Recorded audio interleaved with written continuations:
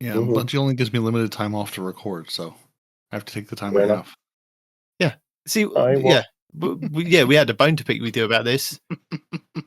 Every time that you were off for a vacation or something, there's a big info drop. What's all that about? Because listen, once I've written the big info drop, I don't want to have to then talk about it. I'm done. My work here is finished. No, he thinks you schedule this. There's people in my company that will look ahead on the schedule for like really big statewide and then take leave during those statewide. And he thinks you do the same thing for Bungie. Yeah. Yep. Yeah. Well, I mean, to be fair, they pushed the last one. They weren't supposed to do it when they weren't supposed to drop it when they dropped it. Then they said, "Oh, remember the thing we're gonna do? No, we're gonna push that a week." So, I try, and then they say, "No, we're gonna do what we're gonna do anyway." This is Bungie. They say we have a schedule, we have a plan, and then we're just gonna see what happens. Right. Yeah. It's a bit like the show, really. We have a schedule, we have a plan to be here and record, and then we push the button and we can roll titles. They roll. Ooh. You do. Right down the hill into the ditch. Oh, dear. Welcome to Two Titans and a Hunter, a Destiny 2 podcast. Dedicated in bringing you all the latest information, news, and opinions.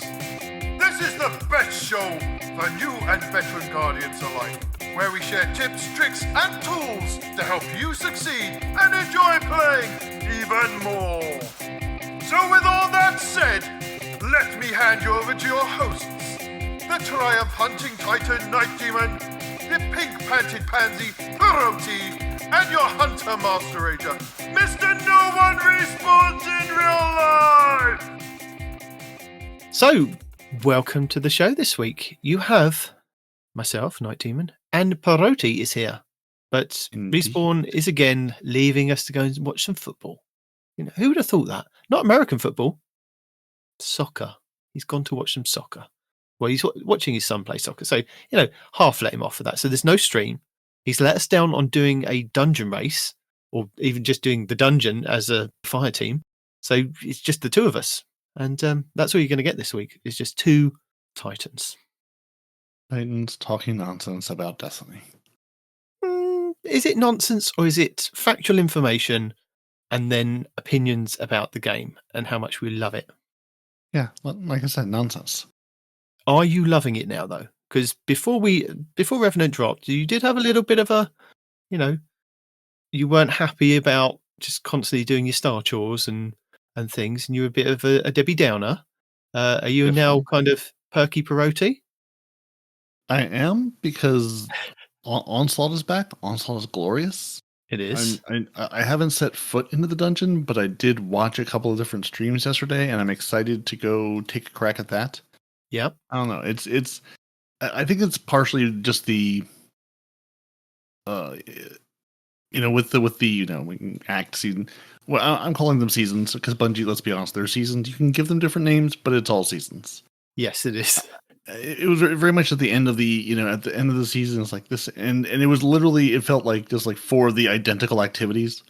And I'm going, why do you want me to do this? I have no connection to this. I don't find enjoyable. But then you give me this of Onslaught.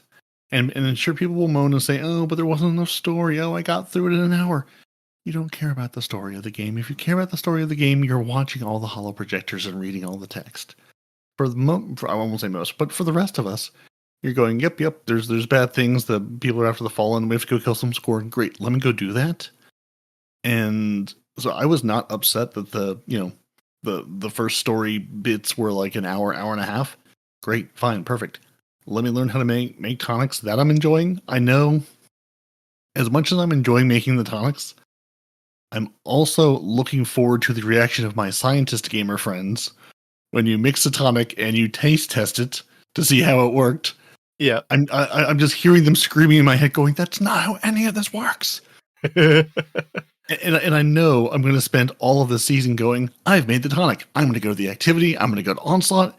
And I'm going to get halfway through before I realize I forgot to drink my tonic. See, pop it beforehand. Is a personal failing, not a game failing. Pop it beforehand, because it gives you a timer on it, and it will flash up on your screen when it has run out.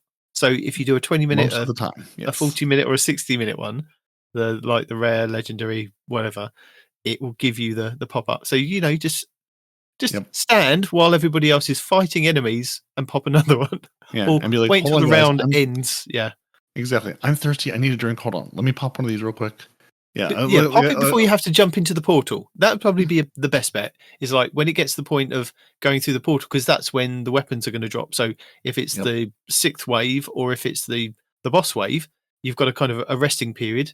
Pop it then. There you go. Sorted. Yeah. Or while you're dead, going, oh, yeah, well, since I'm dead anyway, it's going to take you all a minute to get to me or a minute to respawn. Let me just pop one then.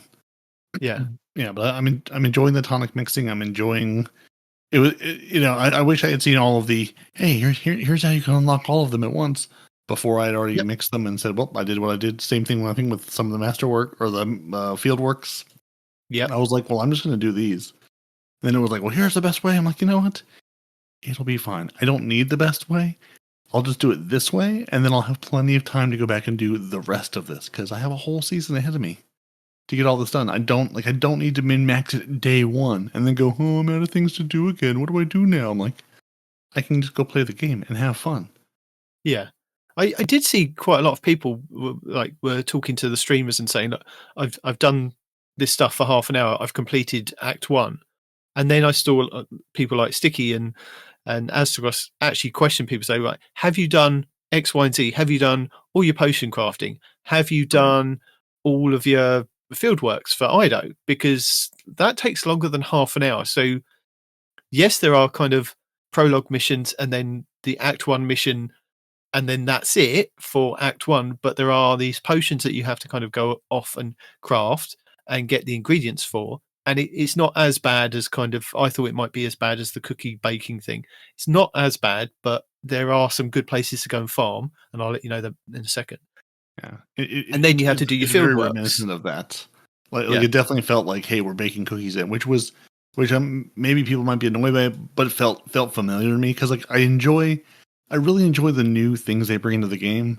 Yeah, I don't always enjoy it when it's a completely new thing that I have to go, especially when it's material collecting. So I'm like, okay, this is baking cookies. I've done this. I'm familiar with this. This feels good. I murder things. We get the materials. We bring them back. We drink things. We possibly turn into other things. Yeah. And I like the fact that you can go and do any activity and get these materials to drop, which is nice. So that is a relief. Like you don't have to just stick to doing like the Onslaught stuff. You could go off and do your dungeons. You can go off and do your raids, and you will still get these things to drop. And killing higher tiered bosses and enemies will drop higher tiered kind of potion making ingredients, which is really cool. And it's like, how many different versions have you got now of when you craft your potions? What do you turn into? So I've had the Colonel, I've had Captain Jacobson, I've had a bunch of flowers, invisible, and then nothing. I haven't had anything else. Okay, yeah. I've had invisible, and I've had the chicken. And that's it so far. But which I thought was a nice touch. Honestly, like when I was drinking them and nothing was happening, I was like, okay, this is fun. And then I started started seeing people talking about what they were changing into, and I was like, oh, that's fun. I like that. I like that they added that as a touch where you can turn into different things. So yeah, you're just like, let's mix this up and drink it, see what happens. Like, and I was really confused to start off with. Because like a lot of people, I'd done that initial opening stuff. I'd done the first mission, carried the bomb on the Gambit map. I thought, oh, Peroty would be happy that a Gambit map's back in the game, but not for Gambit. I thought they would have put it in Gambit as well as part of Onslaught, but no. You foolish man. Listen, Gambit exists, and they brought the Bygones back to it, but that's really all it's there for. You never know; it might be put back into Gambit at some point. No, it's not going to. Listen.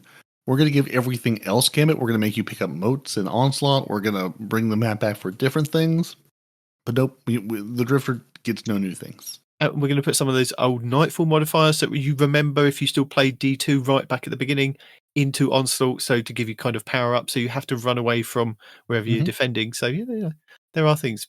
But yeah, I was like a lot of people. I was like, I've done some crafting. I've done those missions, and I'm now kind of stuck because I've done a bit of field work. And I'm like, well, what do I need to do to get more potions unlocked? And I'm like, that had a thing flashing up on a bar along the bottom that just kept flashing at me. And I'm like, I'm really confused. And I've baked, X, Y, and Z of these blooming potions and didn't really know what to do. I went and watched a couple of YouTube videos and I wasn't getting it, but it's pretty simple. You just click the button so many times once you've got the ingredients on the green one, and then the green one will unlock blue ones. And then once you click on those and create those, it will then unlock the legendary ones. And I'm like, this took me so long to kind of, and I was watching the videos and I just wasn't getting it. And wasn't clicking. Yeah. No. And I heard Abontis do the same kind of thing. He was like, I don't know how to get all these potions. And then there's a couple of cool videos out there. I do know that I don't know if anybody's posted the video for it. I saw it on TikTok that at the moment this week, the In the Deep mission is up on the moon. And this is the one where you have to go down the stairs into kind of the deep catacombs. And you have to kind of cross the bridge that looks very reminiscent of Crota. You go down and you touch the cryptolith. Once you do that, you have to then escape under kind of the weight of darkness. But if you don't escape and you kill the witches and then jump off the map, it's a death zone. So it kind of repeats and it leaves you back at the cryptolith. You can then stay in that area and stay by one of the doors where it's just infinite spawns of thrall. Take your Graviton Lance there, shoot one thrall in the face, and it's just purple explosions all over the place. And you're just getting so much of this kind of infusion material for your potions. And I was having a whale of a time. I tried it with my Warlock to start off with. Then I went back with my Titan and just kind of had my Strand Titan build where, if you just punch something, you get your Banner of War ×4. And with the Graviton Lance kind of keep procking over and over again, I was just constantly at ×4. So any thrall that did kind of come near me to scratch me was too close to then it got the purple ballies and exploding. Every now and then you have to shoot another one to kind of re-trigger it all, but it was just so much cool farming. And then I saw, I think it was Clyde posted, you can go to the Grasp of Avarice, just stand by the loot cave and shoot your Graviton Lance in there as well. Because I think his version was take the Trinity Ghoul, shoot one thrall in the head, and then just fire it directly into that loot cave, and it's just kind of explosions all over the place. But then I tried Graviton Lance, and Graviton Lance does the same kind of thing, kind of with just your void balls just bouncing around in that cave, and you just get so much for your potion crafting. And then on top of that, Cheese Forever has a video, which I will link in the show notes. Basically, if you start the quests on your first character, you pick up your field work. Even if you complete it, don't go and turn it into Ido. You can then start on another character, go to Ido and pick up a different field work. And then again, you could load onto your third character, pick up some more field work. You can get all your field work done, even without crafting all the potions. So you can cheat the game at the moment. And as I said, I'll link that in the show notes. So you want to be done with everything in the first day. And then you can go back to going, well, what else is there to do? What do I do now? You could do. No, the field work's pretty cool because you can unlock more weapons and ways to get weapons and to get more materials for the potions. But then once you've done that, you can then just go and play the game how you like and get the crafting materials. And then you've got like 5 or 6 weeks. When's the next one? So we've got Vesper's Host, which was yesterday, the dungeon. We have Festival of the Lost, which begins on October 29th, which is a bit late.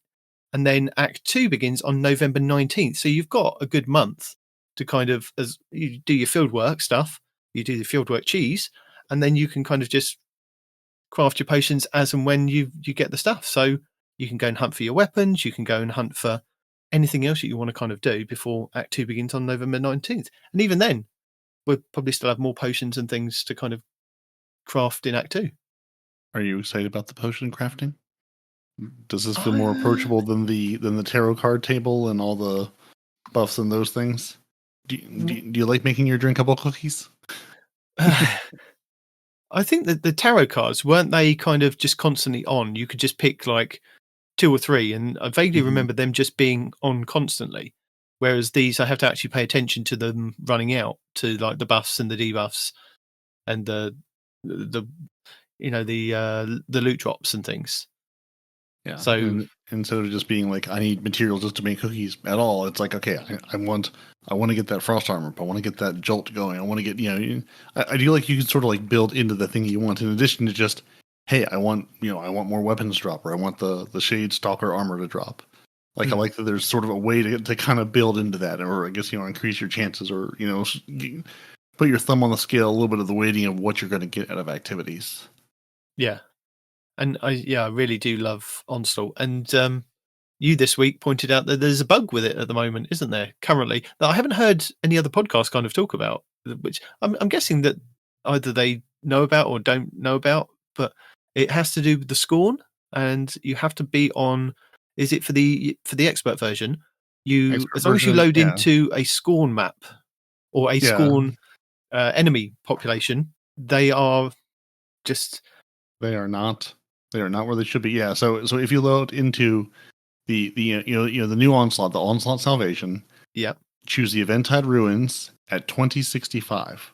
Now you're going Peroty. I'm level like 2007, 2008. Why would I do a 2065 mission? Well, because those enemies, if they are Scorn, the difficulty is only at like 2010, and it stays that way the entire way through. So I saw that Cheese Forever put out.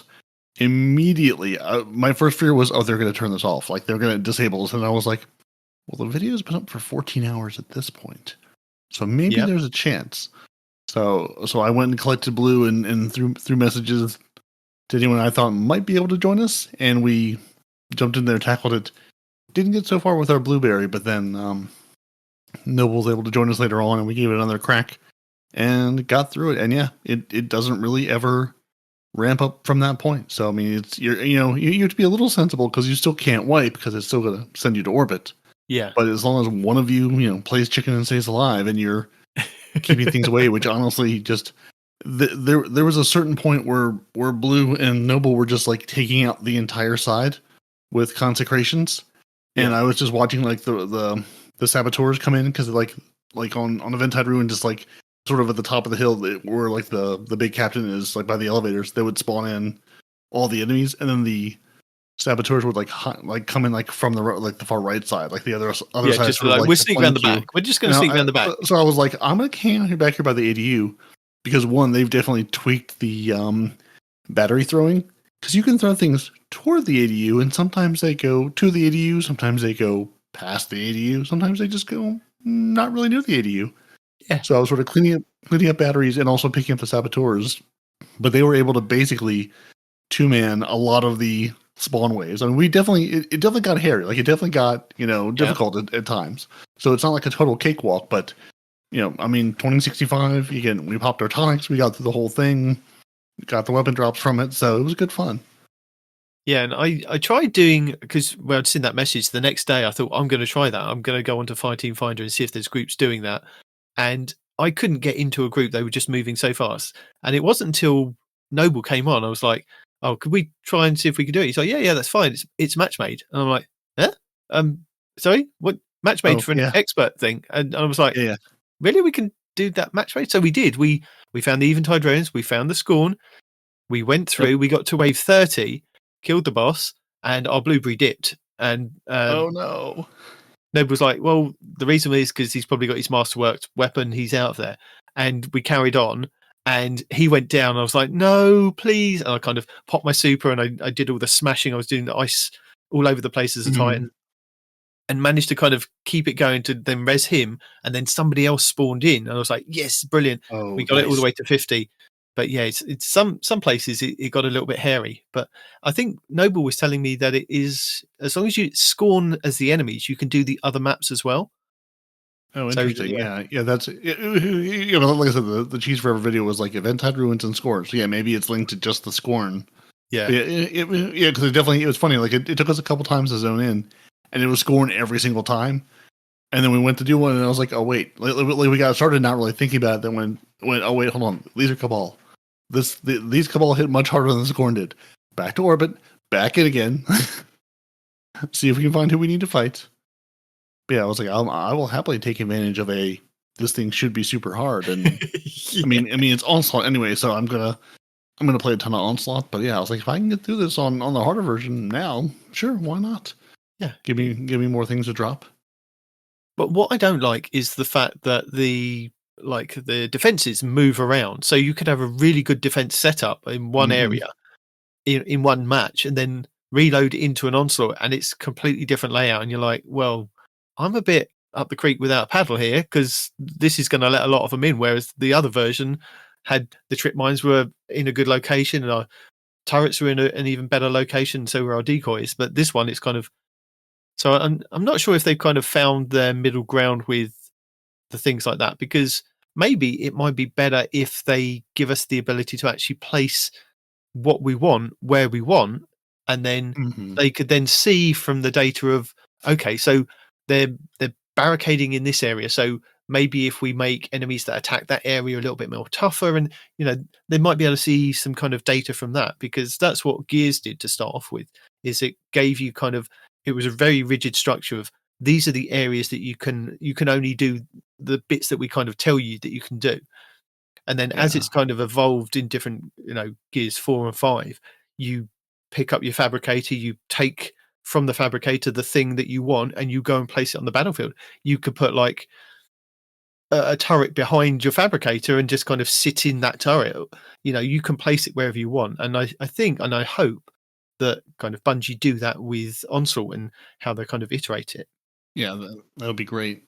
Maybe at some point, kind of the salvation stuff is kind of integrated into the normal kind of rotation, because at the moment we've got the normal Onslaught that's over in the Vanguard playlist, and then we've got this one that's over on the Last City, which you've got two different playlists, and I'm not sure how they're both faring, so I haven't played the other one yet this season or episode. Yeah, like the other one, like I'm glad they added the attunement too, but honestly, like I don't know what the draw is to go back into the old one. I guess unless you're still trying to fight for one thing. I mean, I feel almost a little bad going.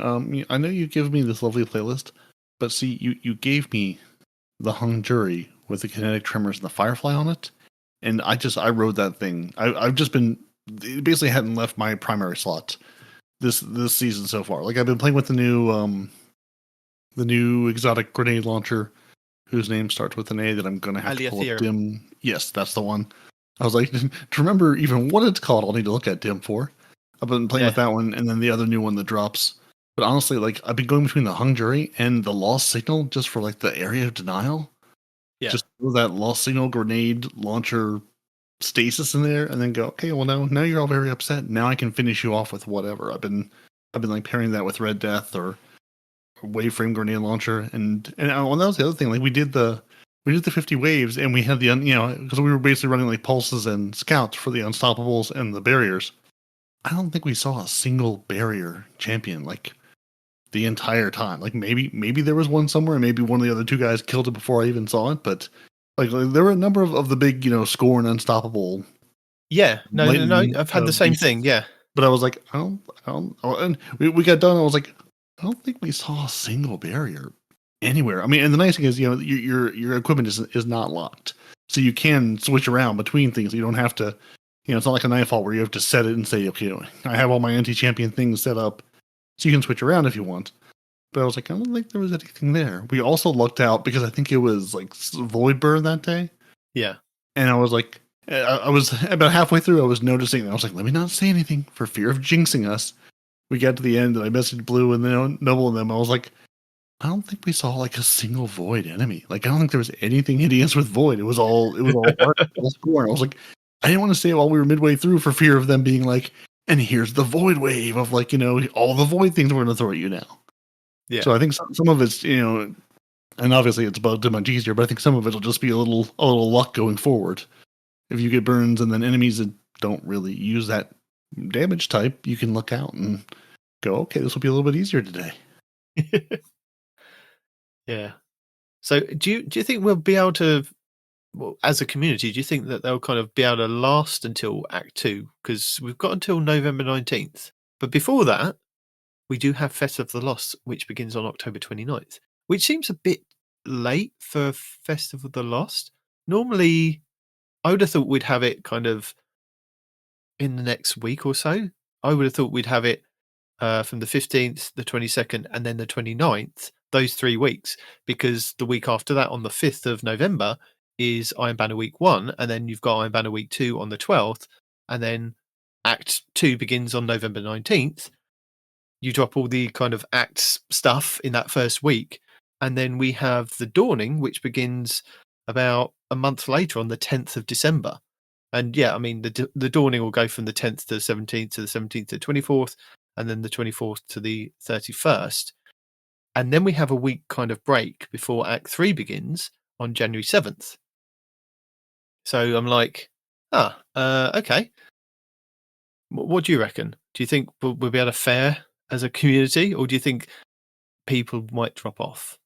Oh, well, I mean, people are going to 100% drop off if they play the game like, let me min-max it, let me min-max this to death. Hey, I've done all this. I've got all my potions. I've done, if you're racing to complete every activity and every encounter as quickly as possible, if you get through contest mode and get your icebreaker, if you do all the things, you can say, well, now I'm done. Now I'm waiting for this to drop. Or if you play the game, sort of in the, I think, way Bungie, I won't say intends, but sort of the way Bungie plans it out, going, hey, we've given you a new season. Here's a bunch of new things to play with. Here's new weapons to chase. Hey, here's a brand new dungeon to go in and play with. Here's a nice long contest mode for that. Hey, even if you don't get through the contest mode, here's a dungeon. Learn the dungeon, play the dungeon. Play the new Onslaught activity. Go try out all these new weapons. The Garden of Salvation weapons got a rework. So it's like there's things to go do. Bygones is back in the game to make people step foot into Gambit semi-willingly. Yeah, what sounds like a really hot shotgun as a competitive chase in Crucible. So it's like there's things to do. Now certainly you may listen to that list and go, yeah, I don't care. I'm not gonna do that. I don't care.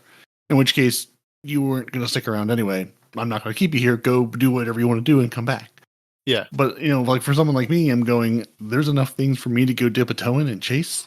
There's enough things to go explore, and I'd like it again. I've got some travel coming up too, so I'm going. I'm not here this weekend. I'm not here this. I'm going to miss a bunch of that. So, if you're not sitting here playing the game, 8 hours a day every day, then yeah, there's still plenty to do. There's loads of things to unlock. There's loads of stuff to discover. So, this is where I go from my moaning to now I feel good again, because I am every other Destiny person going, oh, it's the end of the season. Oh, I don't know what to do, and now going, ooh, I have new toys to play with. It's Christmas morning again. Yeah. And as much as I'm not excited for the Dawning, only in that it's the same. Like, I really hope they give one of these a little bit of love, just a little bit of care or rework or something. Yeah. Same with Festival.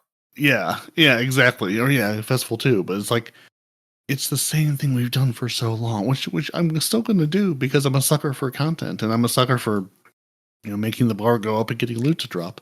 And there's usually some, interesting weapon combination to go hunting for. But I really wish I was a little more excited about the seasonal activities, because they are just the same thing with the same bugs as we see like year in and year out. Which again, I'm not saying, that's what you need to totally focus on. But if we had a little variation, if we had a little bit of a twist, or even just said, hey, we're going to work on developing a new thing, or just, hey, we don't need the new like activity. Just, give me a twist on something, hell, throw,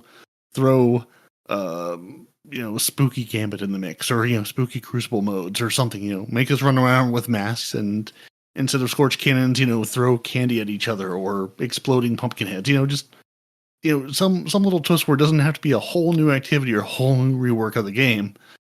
Just a little spin on things. No, I totally agree. I mean, Festival of the Lost, if we still keep going to the same Lost Sectors and doing the Lost Sector stuff, I'm going to be like, oh, okay, I'll do it, because I want to check the box and get the stuff. But yeah, I mean, it's not so bad with the cookie stuff. Yeah, the EAZ I don't love, but the Lost Sectors, I'm so burned out on Lost Sectors. They're spooky, and you have to kill these guys, and it's kind of time-gated, and you're super powerful now. It's like, yeah. Not to say it's a bad event for new players coming in. It's very enriching for the loot that you can kind of get, and the stuff, and, the rest of the bits that you can get out of there. But it's like, if you've been here and you've done the same things over and over and over again, it is a little bit monotonous because it is the same thing over and over again without that much of a change. Because I don't think it's changed for the last 3 years.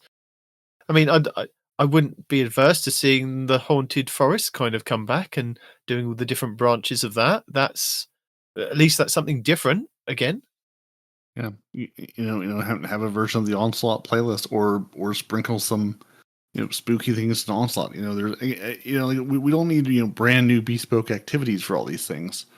But just sort of like repainting the game in a spookier fashion.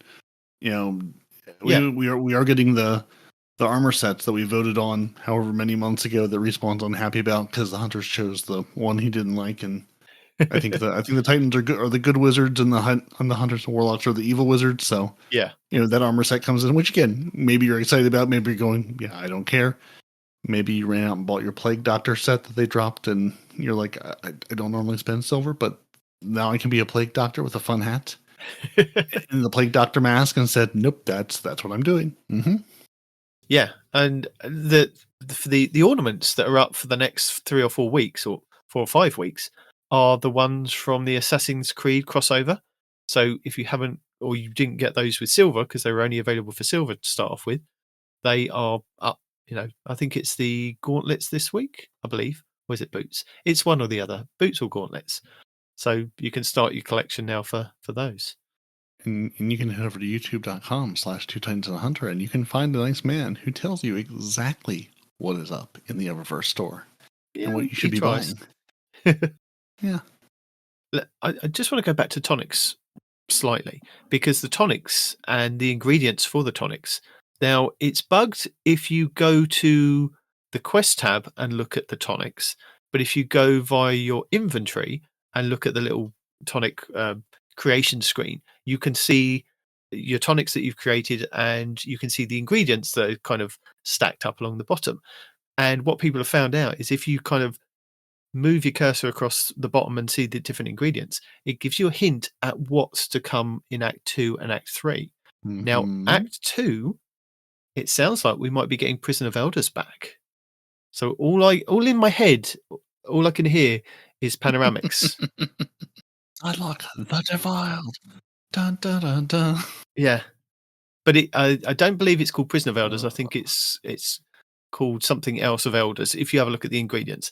And then the third act hints at having the Kel's Grave, I believe it is, which is going to be an exotic mission, apparently, according to people that have kind of looked into these things. So we've got that to look forward to, a reprised Prison of Elders for Act 2, as well as Onslaught, and then an exotic mission in the third act. I'm all on board. What about you? I have so many memories of playing Prison of Elders and 2 of us being dead and having our hunter friend go invisible and take a lap. Yep. While allowing us to come back up, just between Psylocke, the Defiled, and all right, take a lap, are just like the 2 memories that live in my brain because of all the times we would almost wipe, and it's like, all right, go invisible, take the lap, draw aggro the enemies, come back, pick us up, let us complete this out. I'm excited for let's get into the room and fight things. Like, it was a fun activity around. I'm curious. I'm very curious if it's a, hey, we brought this, we just cut and pasted and dropped it back in, or if it's going to be, are we going to add things to it? Is there going to be a twist on it? Is it going to feel exactly like playing the old activity, or is it going to be something a little bit different? Yeah. And Bungie, please, for the third act, I beg of you, if it's going to be the exotic mission, I'm fine. I'm good with that. I'm happy to do the exotic mission. If you can make it so I don't have to run it like 6 times in a row, I would be really good with that. Now, granted, part of that was my own doing. Part of that was me waiting toward the end and like having all the unlockables there. But to do the quest line, it was literally, I think, 3 or 4 times through it at various difficulties.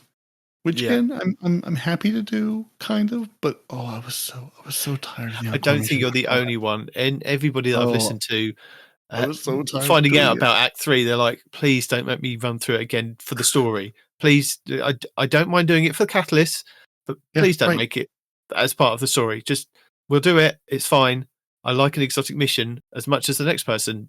I just don't want to have to run it 6 or 7 times. Please, just It's fun to a point, and yeah, like I've done the collectible version, I've done the hard version, I've done the run by everything. Let's just get to the boss and kill it because that's all I need out of this version. But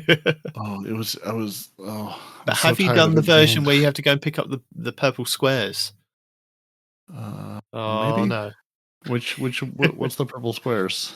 That is part of the epilogue to last season or last episode. You have to go and find one on Europa that is in the Eventide Labs area, which is just a purple blobby that's kind of just floating. You grab that, and then they go, you need to go back into the exotic mission again and collect the rest of the purple blobbies. Probably not, because I feel like I would have remembered that. Yep. And while I thought I was done with the whole thing, I then saw it was like, oh no, you still have this thing to do. I'm like, no, I don't. You do. And I'm honestly going, do I care about anything from the last one? I'm not sure I do. You might do. I've given Failsafe enough things to analyze. We've got many pretty plants. We have the frog. We're good. We have plenty of things. Can we to talk look about at. poor old Failsafe? Bless her. She's just been put onto a ship, been saved from just being on a crash ship. And what do we do at the beginning of this season? We crash the ship. Or not us, but I think she actually crashed herself. I'm blaming her because she took control of the ship. So I'm it's pretty her sure fault. Failsafe. We shouldn't put on any more ships. Maybe she feels safer Failsafe is for the best. in a crash ship. Maybe feels just like home. Congratulations, we put you into a different crash ship. Well, now you have some different, scenery to look at, different frogs to kill the dialogue. Yeah, well, I think even with kind of not playing the dungeon so far, we'll get around to that by next week anyway. I'm feeling good about this season because it's just nice to, I can go off, I can do like the season stuff in that first initial week. But then I have got, like, as I said, I've got the rest of up until Fest of the Lost starts to kind of go off and do other things that are in the game. I can go off and do my Garden of Salvation. I can go and do dungeon runs. The thing is, I think what people have... I know people are like, oh, give us everything all in Act 1, all in the first week. And people are going, well, what are they going to be doing for the next couple of weeks? And Bungie have forethought this through. And again, nobody else has mentioned this. Pinnacle Chase. We are logging in to do Pinnacle Chases. So even if you're not logging in each week to do the story, you're coming back to do your Pinnacle Chase because you may not be able to get there in the first week or the second week or the third week if you are a casual. So it'll be something that keeps you coming back each week. Do your pinnacles, do your star charts and do your dungeon runs and do your whatever else to get your pinnacles and your engrams and your exotic engrams for Rahul, because again, he's been reset, so you need to go back through and punch your card with him so that you can get hold of the new exotics, which I don't mind doing. It seems a bit of a waste sometimes that I'm just throwing exotic engrams at him just to get to the new ones. Whereas some of the ones that I'm kind of getting in return, I'm looking at them and I'm going, well, yeah, that's got one stat better than the one I've already got, but do I need it? No, I don't. And then it just kind of, I'm just throwing them at him in this kind of, at this point, just to kind of get to the new stuff. So, but it's a thing. I mean, you can still farm your lost sectors and get your exotic engrams to get to that point. So you can do it however you want to kind of do it, and then know at the end of it that you've built up like 10 exotic engrams, throw them at Rahul, and then you're at the point where you can get the new ones, which the new ones are really hot and really cool. But which one are they? Are they hot or cool? They are. Some of them are hot and some of them are cool. Well, there you go. Yeah, I think it was Blue who told me, he's like, you need the new Titan pants. Finally, you can have something that will stop you from blowing yourself up as a Titan, which, to be clear, is a foundation of what our clan is built on in Destiny. Yeah. Standing in front of each other with rocket launchers. I mean, if you're not blowing each other up, are you even playing the game? So I'm excited to use that, but also it sort of feels like the end of an era. Like like if I'm not walking in front of someone hard scoping down a rocket I still launcher, think you'll probably get yourself blown up if you really, really want yourself to get blown up. it's probably doable. Nature Yeah. finds a way, and we are nothing if not good at launching ourselves in the holes, consecrating ourselves to death. There's always other ways to embarrassingly kill yourself. Yeah. But yeah, as you said, I mean, the Warlock's got their chest piece, which is the Rime Coat Raiment, which extends the range of your Bleak Watcher stasis turrets and surrounds you with stasis crystals and a storm. While standing in the storm, Icicles shoot slow projectiles as you fire your weapon. And I've seen a really good build with this, just kind of infinitely just kind of taking out so many people in Onslaught. It looks fantastic. And then your Titans, you've got your Blast Wave Striders. Resist splash damage and charge up armor through defeating targets to fire projectiles, spawning stasis crystals on your next slide or rocket jump. And then your Hunters, you got your Mask of Felty, which Respawn wasn't really happy about last week because he was like, oh, Withering Blades don't do anything. But again, I've seen a couple of good builds using Withering Blades. So your Withering Blade hits and bounces create a small stasis crystal and refund a portion of melee energy. And using Withering Blades to shatter crystals or frozen targets release a spread of the Withering Blades. So, yeah, there's those. And then we've got some weapons with some cool perks. Shall we have a look at some of these? I think we shall. Okay. So first off, we have the Insurmountable, which is a Void sidearm. And they all come with the Dark Ether Reaper perk or origin trait, which is final blows with this weapon periodically spawn Dark Ether charges. Charges can be detonated early with weapons fire or by coming into contact with them. Doing so refills the magazine from reserves. So these all the kind of the 7 ones that we kind of initially got. Again, 7 weapons to kind of chase, plus the 3 reprise ones from Grid Skipper, Ignition Code, and Chroma Rush. So, but they come with a different perk we'll talk about in a second. So Insurmountable comes with the new perks. We have Closing Time, which is improves range, accuracy, and handling as the magazine gets lower. We have Lone Wolf, which is slightly improves aim assist, aim down sight speeds, and airborne effectiveness. Increases these effects when there are no nearby allies. And I think those are the 2 new ones for that one. And then we have Noctuous Vita, which Vetiver, Noxious Vetiver, which is a submachine gun, and that's arc. This has Jolting Feedback, which is dealing repeated damage with this weapon inflicts jolt, while amplified, jolt is amplified faster. And then it also comes with, is there another new one on here? No, not another new one on there. Liturgy, which is a grenade launcher, is a stasis grenade launcher. And this comes with the Rim Stealer, which is destroying a stasis crystal or defeating a frozen target with this weapon grants you frost armor. And it also comes with the perk, which I've seen a lot of people talk about, which is really good. Envious Arsenal, which is dealing damage with both other weapons before readying this weapon, refills it from the reserves. And you can get that on the new heavy grenade launcher, which is called Bittersweet. And again, a lot of people have been saying bait and switch with like this Envious Arsenal is the way to go with it. It's just, and I think I've got a video from Unknown going over why these perks are amazing. But Bittersweet doesn't really, apart from the Jolting Feedback and the Envious Arsenal, those are the 2 new ones on that one. Yeah, and he keeps dropping me ones with Jolting Feedback and Attrition Orbs, which I'm not super thrilled with, but it's not terrible. Sovereignty, which is the sniper rifle. That comes with Withering Gaze. Aiming this weapon for a short period of time without firing grants the ability to weaken the next target. Timer resets after firing or when you stop aiming down sights. And that's it. Apart from kind of, I mean, they've all got like other perks already in the game, like Explosive Payload, Discord, Dragonfly, Enlightened Action, No Distractions, Demolitionist. So maybe like a No Distractions paired with that, the new perk might be quite nice, the Withering Gaze.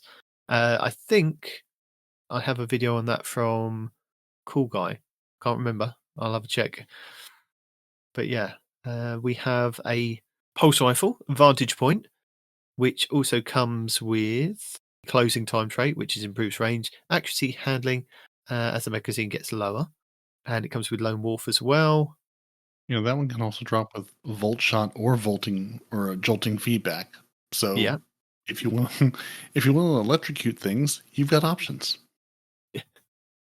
And Heretic's Favor, which is the Fever. Heretic's Feather. Does that sound right? Fervor, yeah. Fervor, okay. Heretic's Fervor, which again comes with things like Chill Clip because it's a stasis heavy, bipod, explosive light, harmony, tracking module, auto-loading holster, Lone Wolf, the Rhyme Stealer, slide shot, and quick draw. And then we've got other worldly weapons that have kind of made a return. We have the Anonymous Autumn, and the perk pool for the Anonymous Autumn. How many is there? Like 1, 2, 3, 4, about 15 in each slot. So this is the sidearm. The arc sidearm has made a return, and I believe this is a Crucible one. It can roll with Adagio, Adrenaline Junkie, Desperate Measures, Frenzy, Harmony, Volt Shot, Kill Clip, Multi-Kill Clip, Precision Instrument, Rampage, Surrounded, and Swashbuckler, all in one column. And then you have Attrition Orbs, Closing Time, Demolitionist, Discord, Enlightened Action, Eddy Current, Lone Wolf, Offhand Strike, Rangefinder, Strategist, To the Pain, and Zen Moment in the other column. That's a lot of perks in there. Good luck trying to get the one you want. Yeah. That's all I hear when you read that list. Yeah. If it's even worth chasing, which someone will tell us if it is or not. So your Bygones, which you can get from Gambit, is your kinetic primary, but that has Closing Time, Kill Clip, Headseeker, Kinetic Tremors, Desperate Measures, Vorpal Weapon, Desperado, Eye of the Storm, High Ground, Firefly, Osmosis, and Frenzy in column 4. Column 3 has Lone Wolf, Outlaw, Under Pressure, Shoot to Loot, Keep Away, To the Pain, Zen Moment, Rangefinder, Subsistence, Perpetual Motion, Attrition Orbs, and Demolitionist. Will you be looking for another Bygones though, Peroty? Are you happy that they brought it back, or do you just want to leave the one that you've currently got? I'm happy that they brought it back because I have such good memories of it, but I also don't know if it'll be worth it. Yeah. I'm curious. I'm curious to get some rolls. I don't remember the one. I remember the roll I had before had Headseeker and something, because that was my absolute crutch for Crucible. Going, I'm not great, but if I can get Headseeker to proc and work my way through getting kills, then it works out well. But I have so many other things now. I'm going, but do I really care if this comes back? If it's something worth getting? I don't know. I mean, I've gotten a couple to drop because, of course, I have. Yeah, but I haven't played with any of them yet. Neither of them have a particularly good roll on them. I did see that someone. Oh, I've lost it now. Someone put out a video going, "Hey, it's back, but is it any good?" I'll have to see if I can figure out where I stashed that video and who put it out for the show notes. There we go. Let's see. Yeah, that unknown. The Bygones has finally returned. Is it any good? So I won't tell you. I'll let him tell you. Good. I have been getting quite a few drops of the Live Fire, which is the scout rifle, the world drop. It's a stasis, has the origin trait of field tested. Defeating targets or dealing damage with this weapon gradually increase range, stability, handling, and reload speed. Rolls with Headstone, No Distractions, To the Pain, Offhand Strike, Shoot to Loot, and Rampage. With Rhyme Stealer, Perfect Float, Heating Up, Air Trigger, Subsistence, and Rapid Hit. And you can't miss it. It's got this huge kind of scope on the top of it. It looks really weird, and I'm feeling it for the kind of stasis. But yeah, have you found this one yet? Or which one was that? Sorry, the scout rifle. Scout rifle, Live Fire. No, I don't think I've gotten a single Live Fire drop. Actually, when you were talking about it, I was going, I don't think I've seen a single one of those. I've gotten a whole bunch of the Liturgy grenade launchers to drop, and I have an absolute bushel of the Vantage Point pulse rifles. which I've been trying out because again, everything I've done from Onslaughts to Nightfalls is you need to have scout rifles and pulse rifles equipped. So I'm a little bit like Bungie. Hey, you gave me all these lovely new grenade launchers to play with, but now you want me to use scout rifles and pulse rifles to do all the harder content. Yeah, and that's 180. Which the live fire, yes, live fire is a yeah. 180, and but then you have the red tape, which is the seasonal weapon, which is also a scout rifle, stasis, but that's a 200 RPM, and that can roll with headstone, high impact reserves, focus fury, run for all, adrenaline junkie, rampage, and explosive payload, with rhyme stealer, closing time, keep away, lone wolf, attrition orbs, fourth time's the charm, and demolitionist. And then I do believe that I've missed out the hand cannon, which is called yeah.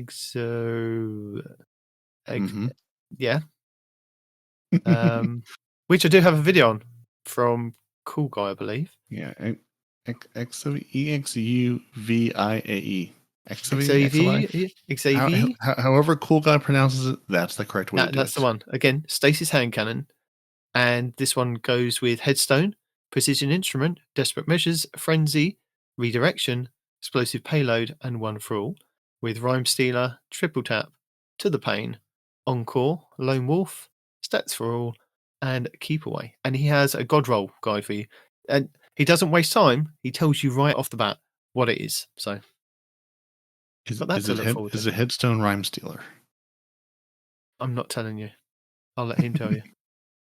Because I have exactly one of those that's dropped that has headstone rhyme stealer on it. And I've gotten a couple of those. I think the liturgy can drop with it as well, because I feel like I've seen that combination a couple times. Yeah, possibly. Which is, I mean, I enjoy anything that drops with some nice synergy on it for me.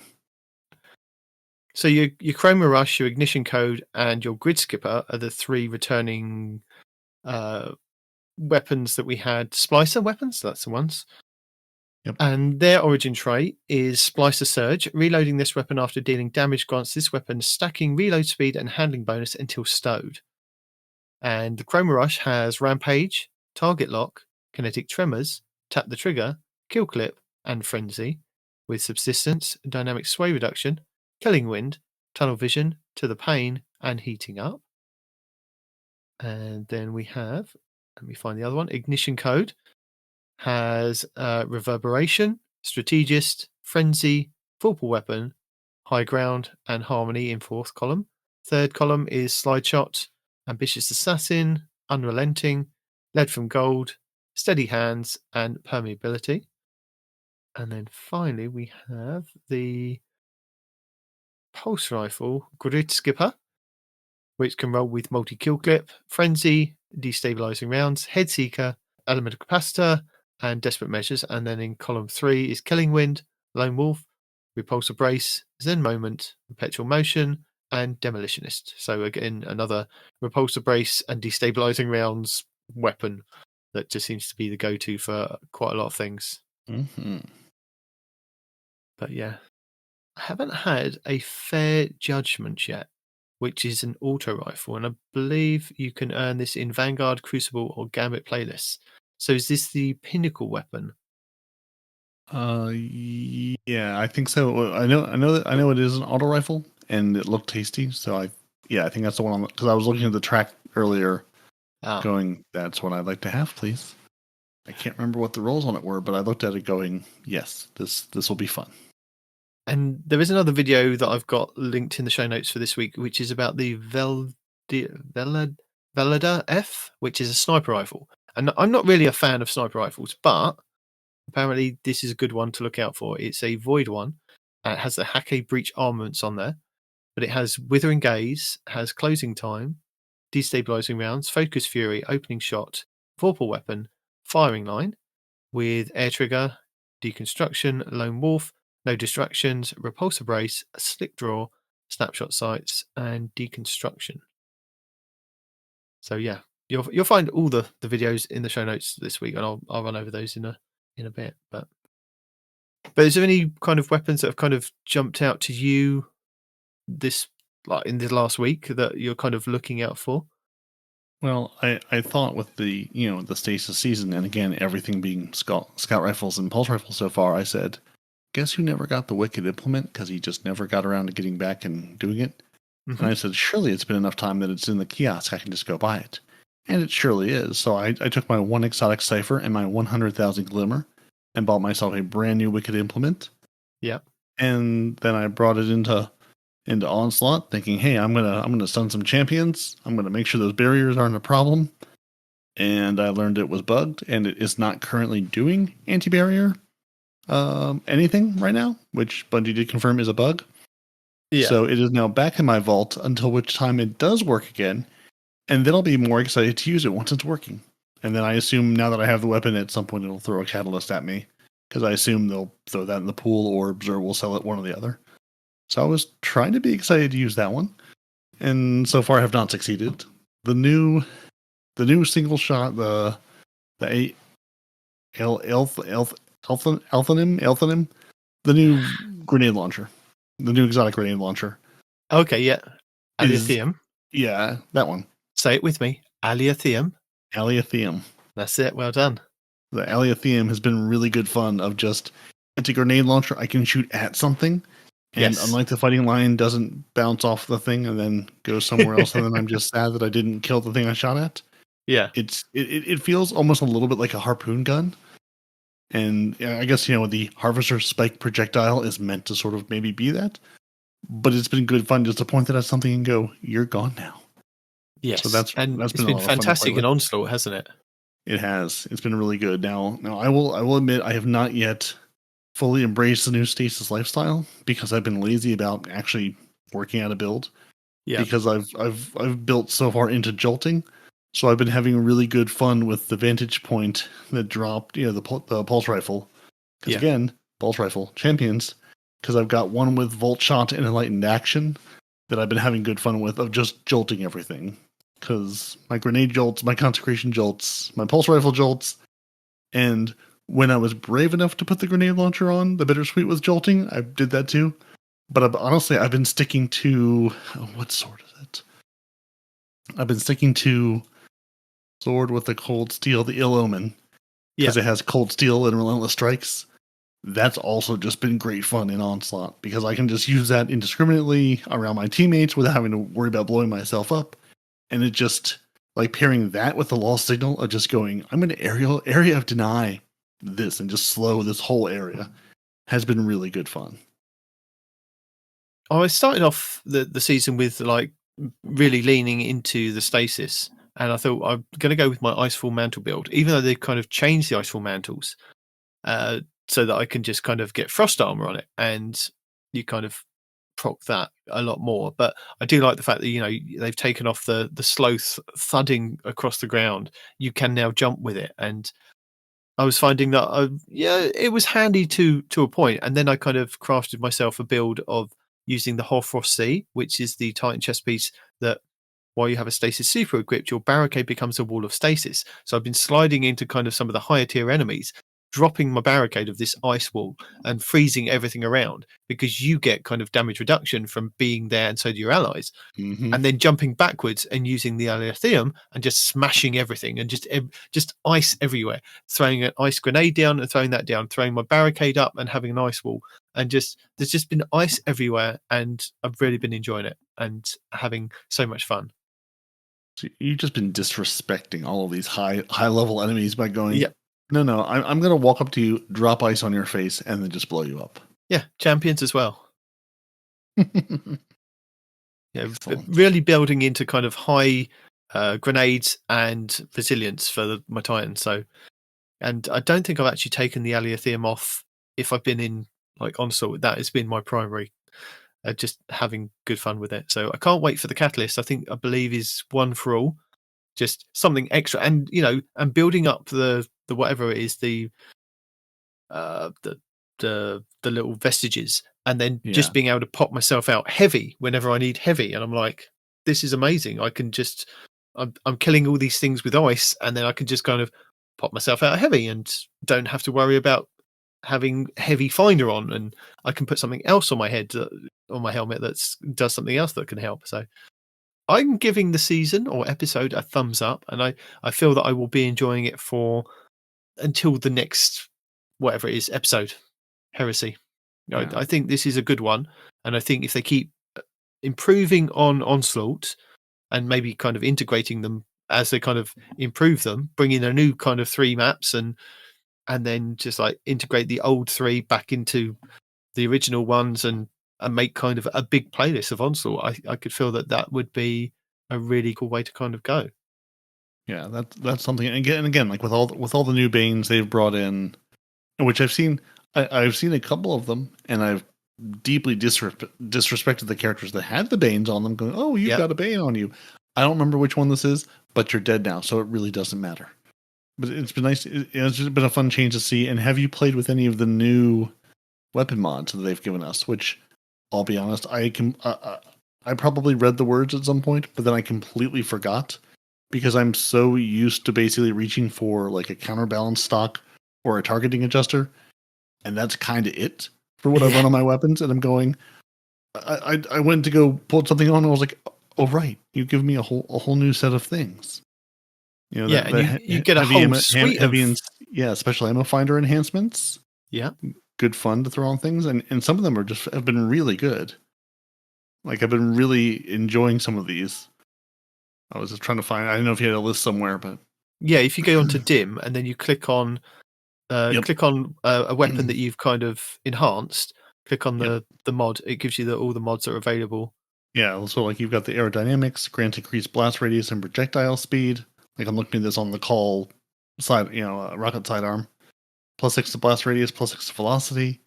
Your anti-flinch, which just reduces flinch by some number. They don't give you any numbers. The one I've been having great fun with is ballistics, grant increased stability and range, +6 to each of those. Your close quarters optics high slightly increases your zoom by 1. And then there's optics low, which decreases your zoom by 1. And there's, let's see. Again, your heavy and your special ammo finder, grants heavy or special progress with his weapon's final blows, depending which one you slap on there. Yeah, I mean, you can get some good ones like Stun Loader. So stunning a champion partially refills your magazine from reserve. So if you're kind of on scout rifles this season and you've got that on and you get to the end of the magazine and you're like, oh, I've got to reload because he's now put his shield up again. You just need to have that mod on and that will help. Yeah, and they're different. You get different mods available for kind of different weapon types as well. So that's also pretty cool because you may get like different ones on scout rifles, pulse, and auto rifles that you do with like sidearms and grenade launchers and things like that. So and rocket launchers. And the other one I've been making good use of is the synergy. Final blows with this weapon have a chance to create an elemental pickup matching its damage type, or an orb of power for weapons that deal kinetic damage. And honestly, just whether it be the elemental pickup or the orb of power, that can kickstart so many things in your build. I think we did that 50 round onslaught, and I just laughed when I got to the final screen because I had created 155 orbs. I was just spitting orbs out everywhere, going, I have supers, I can use them. I'm just going to continue to make these orbs. Yeah, and that procs healing, procs this, like there's so many things you can build into by just going, I can make orbs, and then get things kickstarted and moving from there. Just so much fun. So I was just happy to have new weapon mods to look at because that's part of the game we're getting. I really have chosen one of two things ever since they added the full auto to the game, because that was my go-to before because I shoot poorly, and now it's just I have new things to play with, and that feels exciting just to throw different things onto my weapons where it's a place that it really just completely stagnated for me. Yeah. I suppose one update that we can give people this week, or if you weren't aware, because I wasn't aware of I read their fact sheet from Revenant this week, is that players can purchase the Zerf board skimmer from Zerf for 927 strange coins starting in week 2. So it's not available this week. So you've got an extra week to kind of build up your strange coins to then go and buy your Zerf board next week. So, and also, while you can go buy your exotic class items or artifice armor from Zerf, which he did make some artifice armor in last week. You did. You can also go to the ghost on the Pale Heart, and you can attune your class item now. So if you'd forgotten the class item, the exotic class item attunement had come in, obviously you need to have completed Dual Destiny to have it unlocked first. But then you can go there to the nice little ghost and attune and choose the 2 perks you want. And then I haven't had time to do this yet, but I'm assuming the next one you get will drop with the perks you want, or at least a higher chance of those perks you want. Yeah, let's just say a high chance, because I know of a Guardian that has done that and then told me that it hasn't worked for them. It just like the attunement of the original Onslaught weapons. I figured it wasn't you just set these 2 things and it's guaranteed. But I figure at least if you're setting 2 perks, hopefully you're getting one of. Please tell me the person at least got one of the 2 they wanted. Maybe, hopefully. I don't know. And the other thing to kind of remember is that last episode, you could go to the Stranger on Europa and pick up 2 new stasis fragments. I think it was fragments. It could be aspects, but I think it's fragments to enhance your stasis build. So I didn't go and do that last episode, and I haven't done yet, but I will because obviously that gives you different build crafting potentials. So you're saying I need to go visit the Stranger on Europa, because I don't know if I ever did that. Yeah. I remember learning that information, but then I'm not sure I ever did, because I said it's stasis. I don't need to be a drunken toddler. No, thank you. Yeah. Now's probably a good time to also mention that Bungie left a couple things off their big giant patch notes. They did. One of which being you can get to the vault from anywhere. Basically anywhere. In activities, while you're matchmaking. It's at least on the consoles, it's either, it's I think it's either up or down on the D-pad. It'll actually say, hey, you can get to your vault from anywhere, including in activities. So if you're just going, hey, I'm about to get a bunch of loot, I have some vault space. If you're one of the few that proud the vault spaced, you can throw some things in there before you get a big drop from the end of Onslaught or the Nightfall or whatever. If you're worried about your postmaster being full, or if you're just going, hey, I really need that one weapon, let me grab it from my vault. Which, again, we've been using DIM and apps like that for years, but it's so nice to finally see this in the game in an accessible way, so you don't have to rely on a third-party app to do what feel like absolute basic gameplay management at this point. Yeah. And there's also your increased synthesis bounties from 8 to 1 per episode. So if you're going, hey, I really would like to synthesize more armor, she's got more bounties for you. Ooh. Well, more chances to get more. So has it gone up from 10 per episode per character? Looks like it's 18 now, because there's a screenshot for this seasonal hunter bounties completed, 0 of 18. So one, it will tell you. I don't know if it tracked before, because again, I haven't ever really paid attention. I would pick them up and complete them and not really think about them. But yes, you can now do 18 armor synthesis bounties per season for each class. Wow. So if you really want to make your beautiful armor builds, now you've got more chances to do that. So is this information that we're giving in the Destiny 2 update 8.1.0 that came out? It's actually the information they left off of that update and said, whoopsie, we forgot to pass that along to you. Yeah.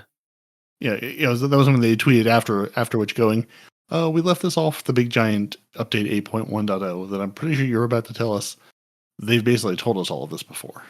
Well, yeah, I mean, I did have a quick look, and I will link it in the show notes if anybody wants to go and look at it, because there are a few things that, even though we went through it last week on, I'd say 95% of this stuff, there are a few things that they kind of missed out, which I don't understand. Why didn't they just kind of tell us that this was kind of coming? Things like, I think I noticed, PvP weapon tuning. They've gone through and they've tuned the sidearms, so the rapid fire critical hits now do an extra point of damage. So instead of 39.9, they go up to 40. The adaptives, the precision, the adaptive burst, and submachine guns, they go through all the different kind of variations of those, auto rifles as well. They've all kind of been increased slightly. And I don't think we kind of went through that last week. I think we went through some of the exotic weapons, or the majority of the exotic weapons last week, and what they were kind of doing. But if you want to have a look at, or if you're feeling that something is different from what it has been, then you can check out the update, which I'll link in the show notes. But apart from that, I think the majority of things that I kind of read through and I went, yeah, I'm sure we talked about that last week. So everybody does know. So if you want to know, if you want us to tell you, you can listen to last week's show, where basically I tell you everything, because I think Respawn was playing the game at that point. Well, there we go. Now you know. And another thing that people have found early in the season since Trials hasn't been up yet. So we did test this and confirm if you've played Trials in the previous episodes, and I'm going to assume it ended up where whatever rank you got to. Save 14 has some goodies for you. So without setting foot into Trials at all yet this season, this episode, whatever, you can go to Save 14, and he's got some goodies on the track. So I've seen some videos of a couple people who were able to pick up the new weapon, the yesterday's question, tomorrow's answer, whichever one is on his track, they could pick that up immediately. The rocket launcher was tomorrow's answer, and the hand cannon is yesterday's question. Yesterday's question. Yeah. So I mean, they were able to get the weapon from his track, a couple of engrams. I think I can't remember what the rank 2 items were. I was able to pick up a couple of engrams, which is the rank 1 reward, and then the rank 2 reward. So it seemed to be I went with someone else who hadn't played any Trials, who had nothing available to them. So it looks like sort of wherever you got to in the last season or something, last season episode, something that sort of remembered that and made those rewards available to you on the track without having stepped foot into Trials this season. So, hey, if you want a free reward or a jumpstart on getting some of that stuff, go visit Save 14. He has gifts, and it's not even Christmas yet. It's not. But it is Christmas for you guys, because I can tell you what's happening this upcoming week in Destiny. Well, ooh, most of it. I'll try. This is your weekly rundown of episode Revenant, Week 2, starting on October 15th. Week 2 sees us continue to fight back against Fickle and his Undead Scorn army, as we craft potions with Ido and battle waves of enemies in Onslaught Salvation, which can be found over in the last city after you complete the initial steps of the opening act. This new version of Onslaught brings with it new defences, 3 new maps, and new enemies to fight. You can select from Widow's Court, Eventide Ruins, and Kel's Grave, either normal or expert. Also, the original Onslaught has been updated to include some of the new additions. Located in the Vanguard playlist, the featured Onslaught map this week will be Vostok, with the Siege of Koga kicking off the boss rotation. Also available for a weekly Pinnacle is the new dungeon Vesper's Host, which can be found out over on Europa, with the exotic sniper rifle Icebreaker up for grabs, and a whole suite of new weapons and armour. Just make sure to visit Spider over in the Last City to pick up the quest Rogue Network to enter. Over in the Last City on the Helm, the exotic mission Encore is still available, with 2 difficulty options, normal and expert. Also from episode Echoes, we have the 3 new battleground activities, Delve, Conduit, and Core, with Enigma Protocol and Breach Executable. The expert battlegrounds will start this week's rotation with Delve. In the Pale Heart, the exotic mission Dual Destiny is available for teams of 2 Guardians, where you can farm the mission to earn as many new prismatic exotic class items as you like. The final Straits cooperative focus campaign mission this week will be Descent. The 12th Guardian Matchmade Excision mission is also available next to the raid for a weekly Pinnacle, with the Grandmaster version granting you the Ergo Sum Catalyst and an Ascendant Shard. The Dreaming City this week is at a weak curse level, which means Petrovenge can be found in the Strand and has the Broken Courier mission for the next week. The Blindwell features Scorn enemies and the Plagues, Sicarus and Varicus.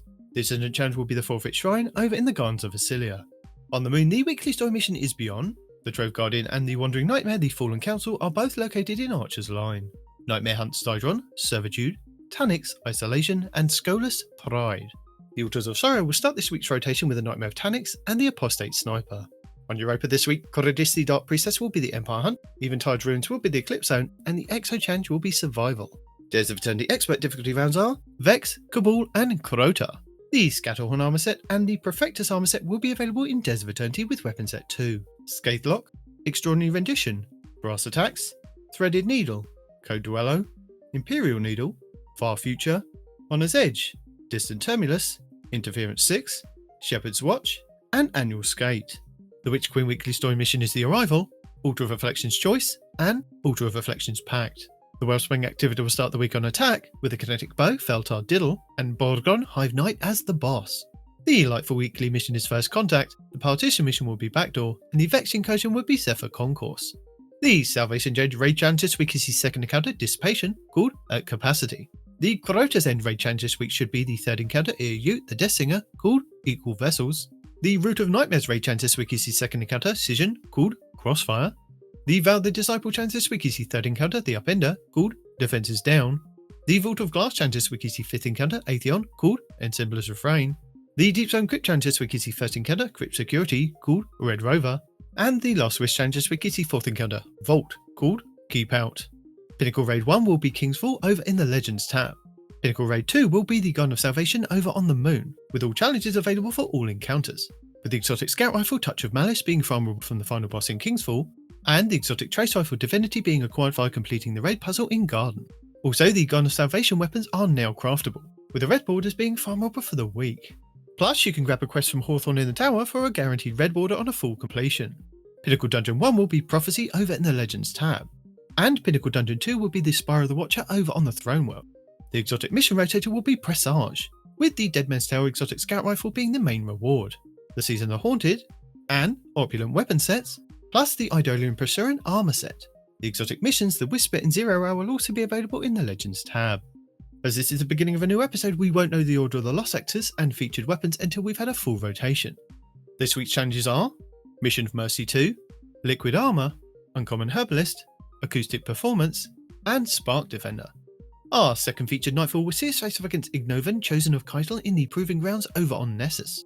The 6v6 playlist should be Control, Rift in the Party Relentless playlist, Survival in the 3v3 playlist, with Trials of Osiris at the weekend.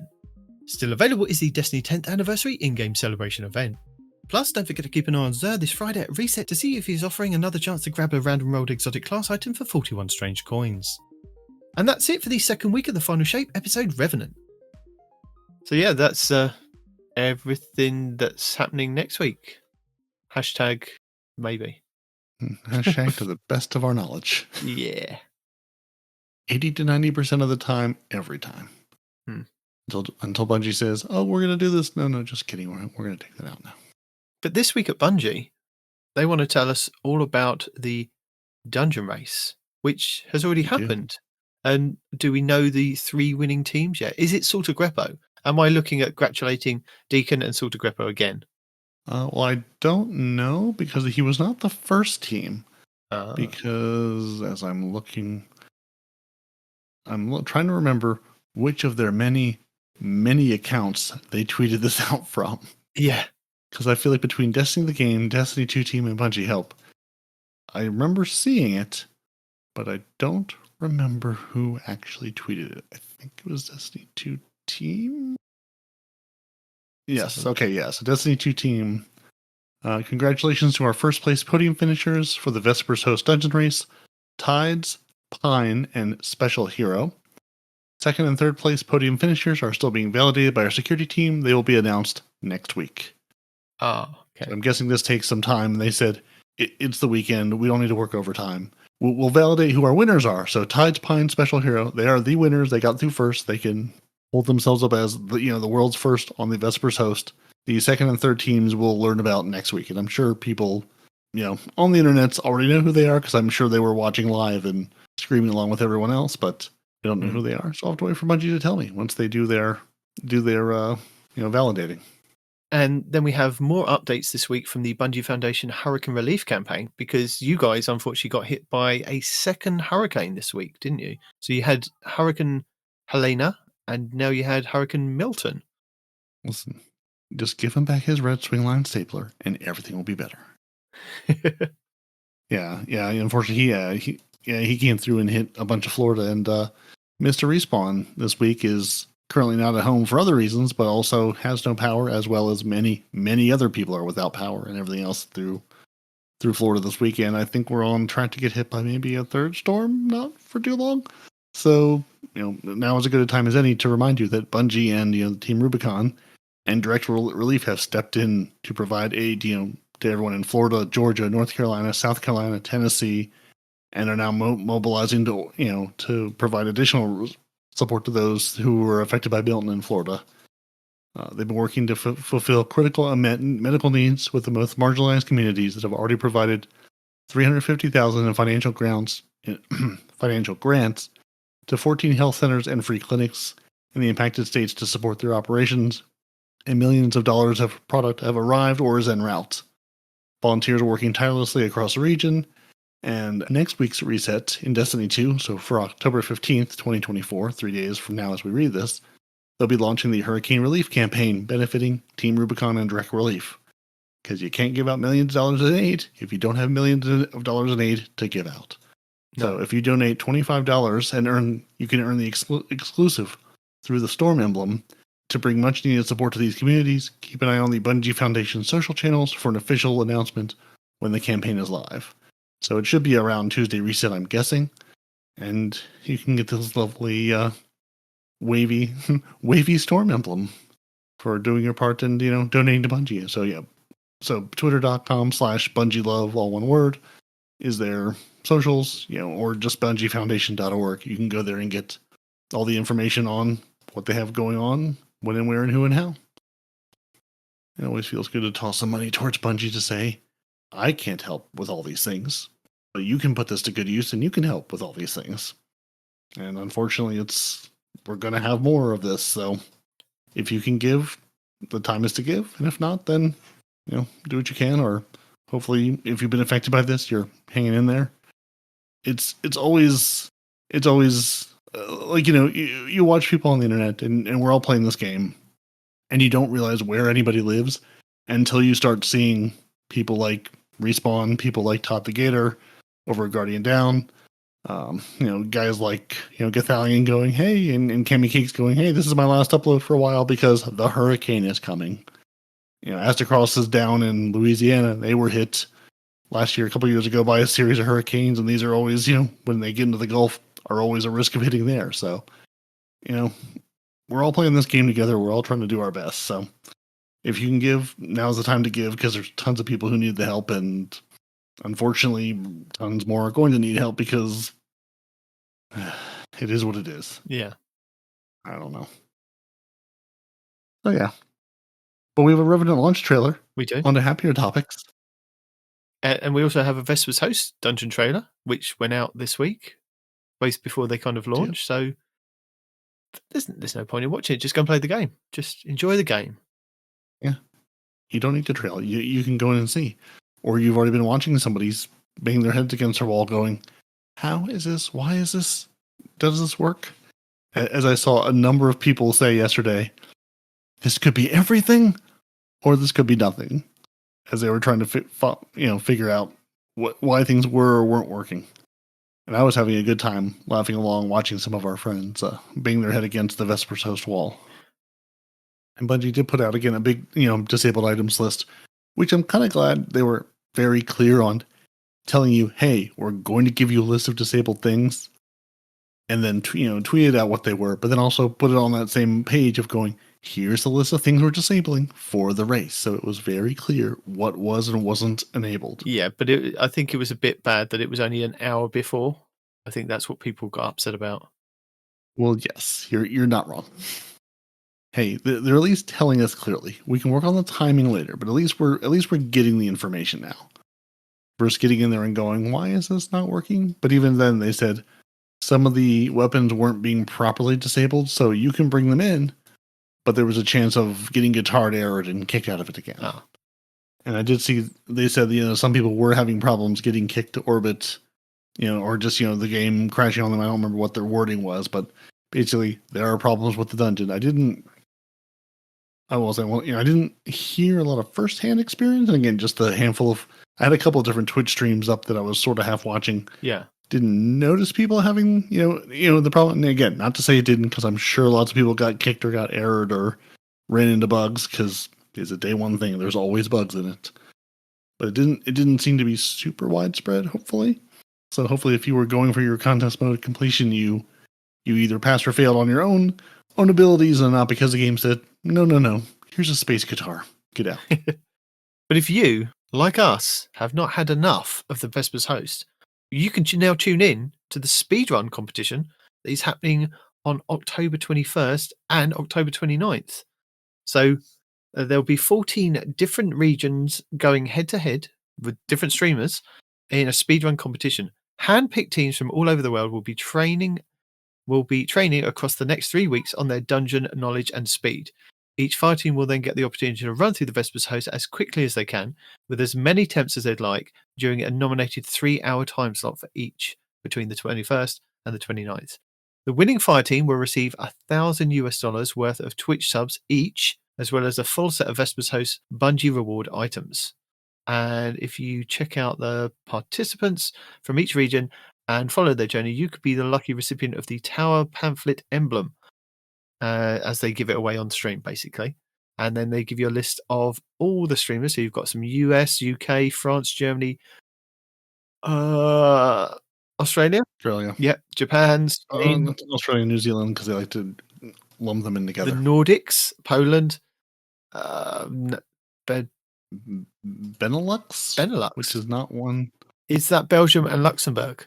Yeah, the political economic union between Belgium, the Netherlands, and Luxembourg. Oh, there you go. I learned a new word today. There we go. Italy, Latin America, Brazil, and Middle East. So you know where you are. Yeah. You can go and figure out where those people are, because we're not going to try to read all of these names. We've read the country names, and we even gave you flags last time around. So go here, find the nice people, follow them. Yeah, I'm not reading. Figure out when they're doing the things, and try to win yourself some emblems. We also have Baron Bingo. Bring on the Slayer Baron, rally behind a team captain of your region during Act 1, and you can unlock some cool giveaways, including the brand new emblem Control. Team captain will receive a Baron Bingo card with a unique challenge to complete through this act, and it's onto you to help them complete their card. So they've got to do more stuff, and we help them, and then you could get the emblem for helping them.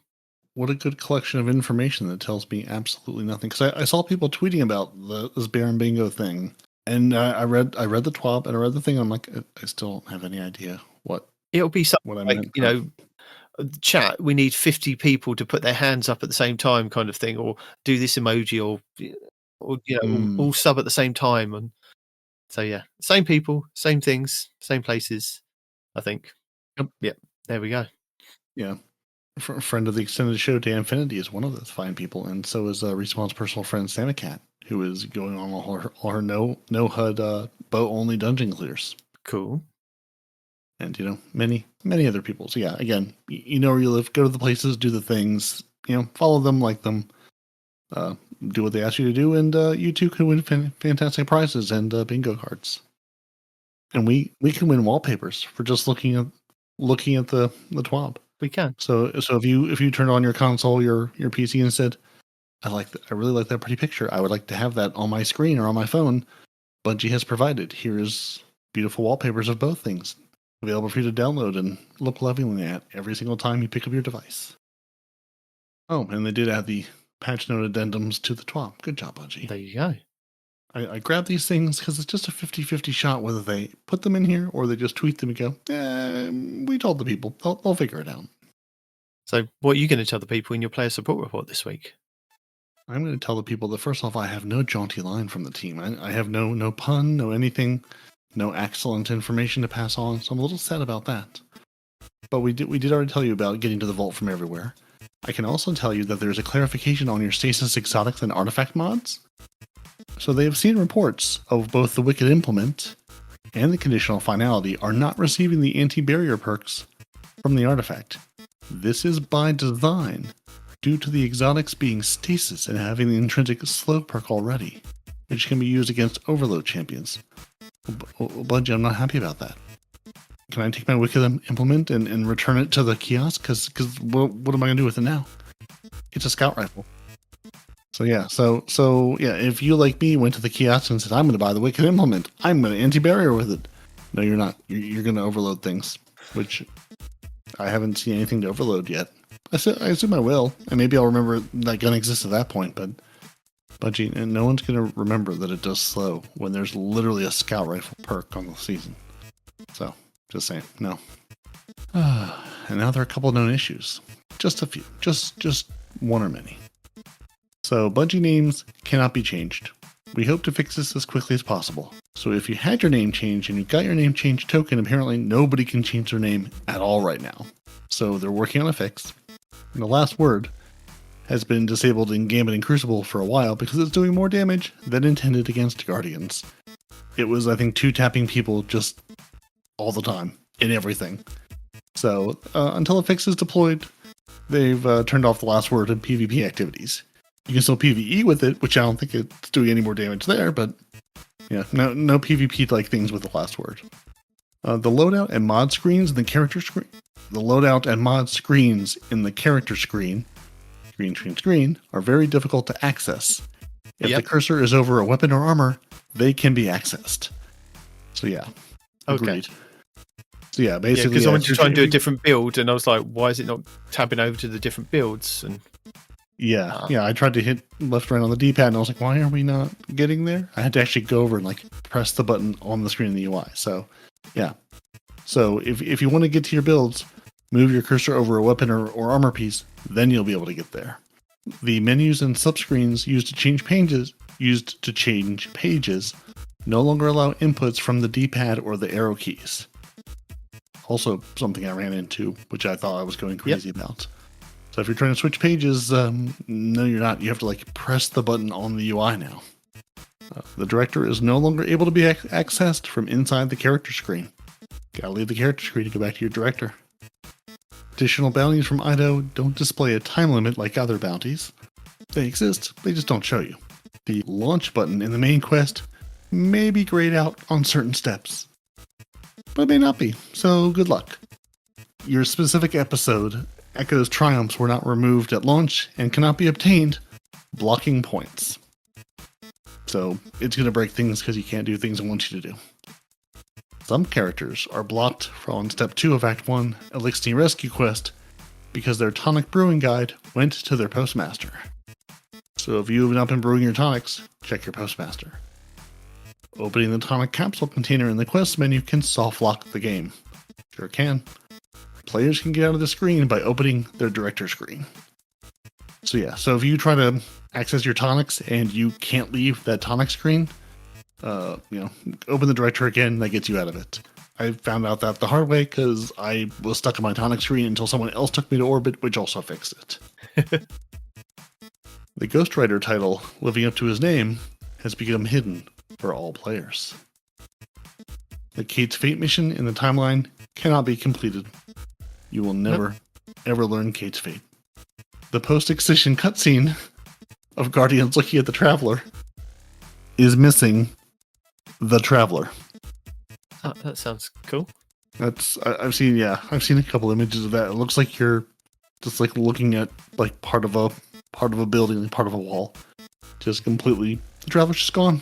That beautiful sitting there and enjoying the Traveler. No, you aren't. It's basically like when you book a hotel room and you think, oh, I'm gonna have a view of the city, and you're looking at like the opposite wall of the hotel and the rooftop. That's basically the view you have now. The Vow of the Raid Disciple is missing the master version in Fireteam Finder. Vow the Disciple. Did I not say Vow of the Disciple? You said Vow the Raid. Oh, Vow of the Disciple Raid is missing the master version in the Fireteam Finder.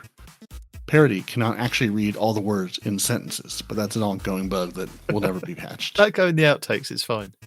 Yeah. The turrets in Onslaught can target strand threadlings and clones. Nobody likes clones. That's useful. Mm-hmm. A triumph in the Guardian rank 7 tells players to get kills with the Icebreaker exotic. Yep. But it should be the Alethonym. Alethonym exotic. Yeah, that one. This triumph counts only kills with the Alethonym. Okay, that explains, because I looked at that and said, well, how am I supposed to progress that, Bungie? So, like we talked about how many weeks ago, hey, the Icebreaker is going to be our seasonal weapon. I know, just kidding, we're going to put it in the dungeons instead. So the Deadlock Shotgun does not have a random roll like it should. Guardians can't commend after completing the Expert Onslaught Salvation, and the Fieldwork banner does not tell players that they need to talk to Ido again. So those are all the things that they definitely have broken, or at least are going to tell you about.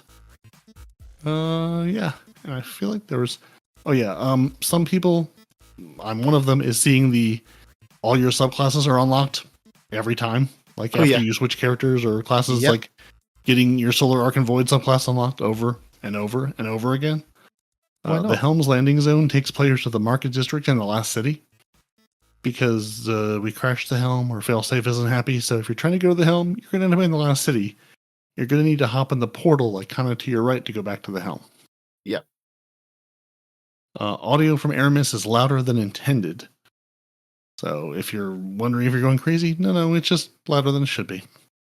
But yeah, a lot of the, hey, your D-pad isn't working or you can't escape the tonic screen, definitely things I've run into going, Bungie. Yeah.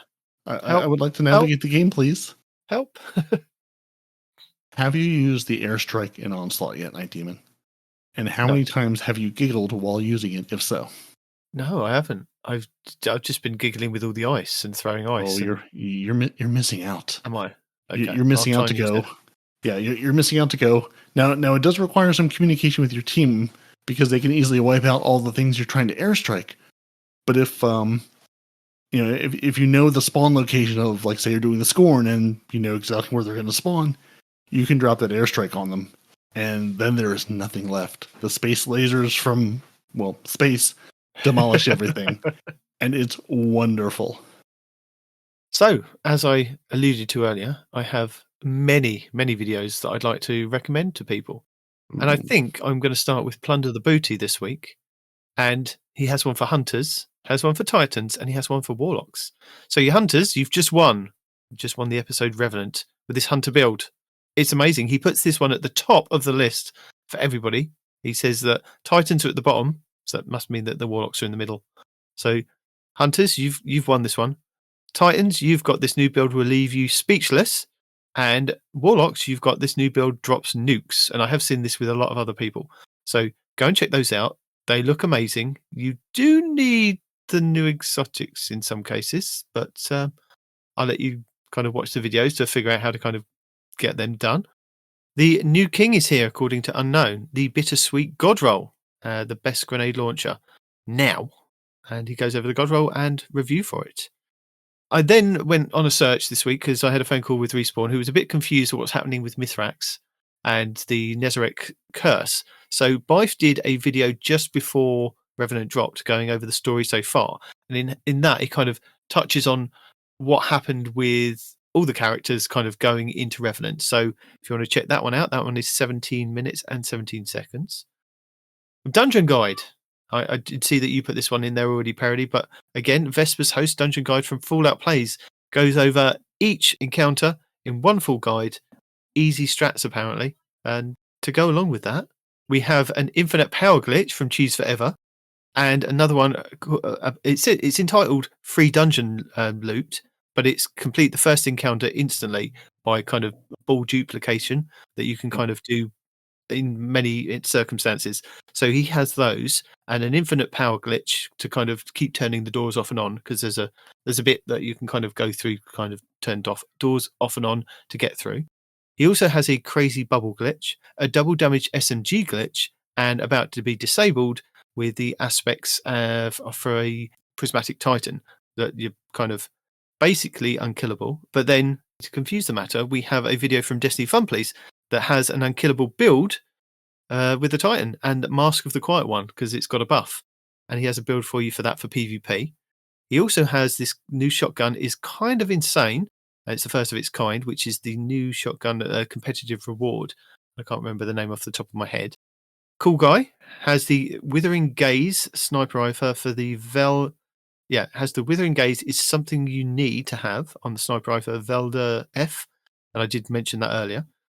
And the hand cannon, the Exuvade God Roll, revolutionizes what you can do with stasis and enhance it.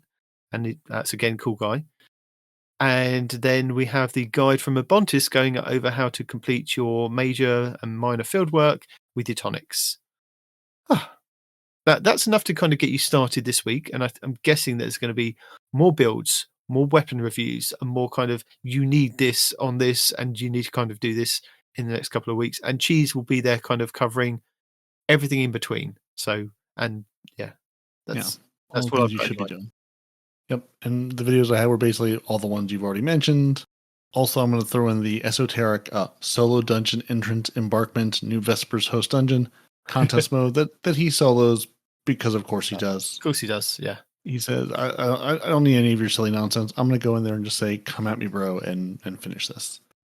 And I also saw on the Cheese video, he links in his first comment to a post on Raid Secrets of all the dungeon mechanics. So if you're going, I would like to read the words, either go to his video in the first comment, or we can stick the link in the show notes as well to Reddit Raid Secrets that just goes over very briefly what the dungeon mechanics are. If you're going, I think I understand, but I just need the words to read.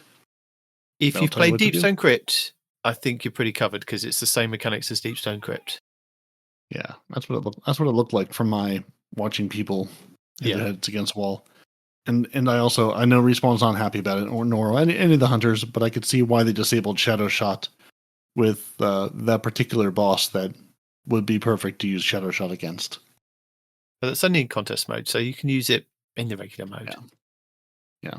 And as a reminder, by the time you hear this, contest mode's over, but regular mode is well since available. But you don't get your guaranteed icebreaker for regular. You have to hit your head against the wall and say, please, sir, I'd like an icebreaker. Do we need an icebreaker now? I think the ice is broken. I think the ice is long broken.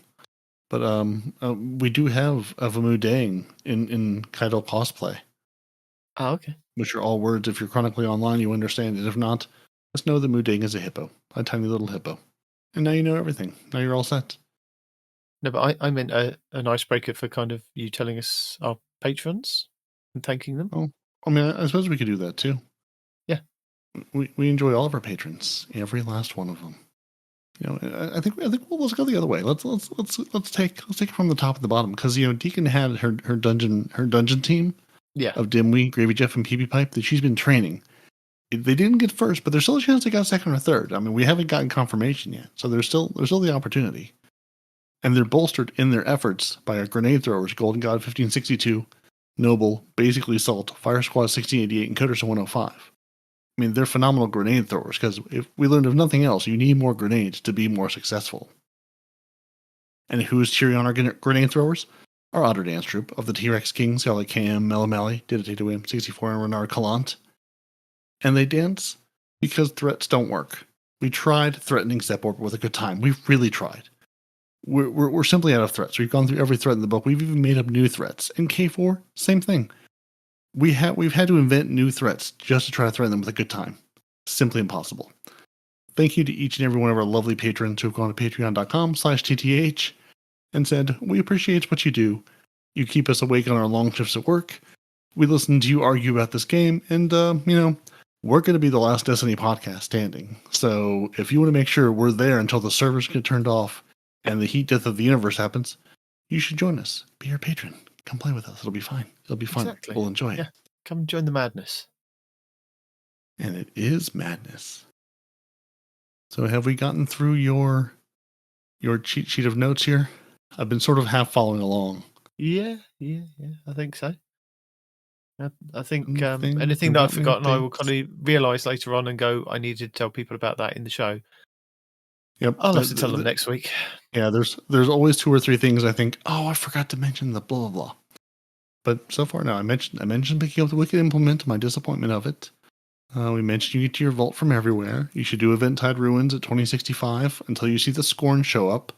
And then get your 50 round completion. You should drink your tonics to get your additional weapon and armor drops. I think we've done. There's a number of Vesper's host guides running around on what items drop from which encounters, and I'm sure we'll have plenty of good reviews on the new weapons that have come out of that. And of course, the icebreaker. I've already seen a couple people saying, "World's first icebreaker review." It'll be really good until Bungie says, whoopsie, it's too good. And then they'll say, now it's going to be less good. So there's your preview of coming attractions there. Yeah. And I think that's, I think we've given the people all the Destiny. And I was going to go to our roving reporter, but he's back out roving again. So I think we did it. I think we're done. We did. Let's pat ourselves on the back and go play some more Destiny. Absolutely. You can get into that contest mode now that we have guides and cheeses for it. So I think this is where I say thank you for joining us. Your Titans are Peroty and Nitedemon. Your Hunters don't want to respond in real life. We are on YouTube. You should go there. You should follow us. You should like us. You should watch all the lovely things there. The nice man that tells you about the show. The nice man who tells you about what armor you should be wearing. What new fashions you can get. And there are some phenomenal Eververse things coming. As someone who tries his best not to spend silver, they're making it very hard. So if you want to know what's coming or what Shada has for you, youtube.com/2titansandahunter. You can email this show, 2titansandahunter@hotmail.com, if you have thoughts, feelings, opinions, or just want to say, we appreciate what you do. Keep doing it. You can find this show wherever you get your podcasts. And as always, TwoTitans100.com for all the show notes, all the links, all those things we talk about, the videos we link to, all in the show notes, TwoTitans100.com, or in the show notes player of your podcast player. If you don't have one that does show notes in it, you should find yourself a better podcast player. We have a whole bunch of them listed in our lovely little header image on TwoTitans100.com. So find yourself a good podcast player. And if you want to hang out with us at Patreon, patreon.com/TTH. Looking for more casual encounter, coffee.com/TwoTitans100. And when there is power and internet, and the man has the abilities, twitch.tv/no one responds in real life for live streams of this show where you can listen to us read poorly, hear all sorts of good airport stories, and you never know what you're going to have. Or if you want to keep it family friendly like a proper British gentleman should, twitch.tv/2Titans100.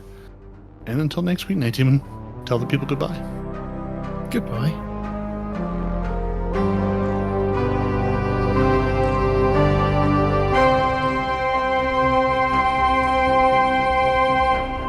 Two Titans and a Hunter, a Destiny 2 podcast.